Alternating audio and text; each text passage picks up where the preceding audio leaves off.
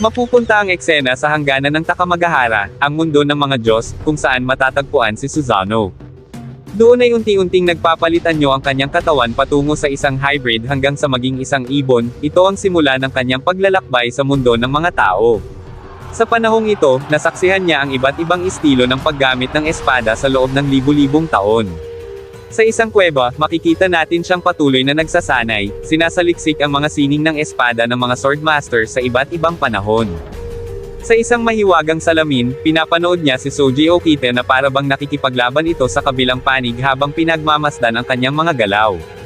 Sa isang epikong panel, sinusubukan na ni Susano na gayahin ang mga estilo ng pag-atake ni Soji, at sa huling bahagi ng kanyang pagsasanay sa estilo ng Demon Child, sinabi niya, naghahanap lamang ng mga tamang sandali kung saan kumukulo na ang puso. Misteryo ang mga katagang ito at mapapaisip ka kung ano nga ba ang meron kung sakaling umabot sa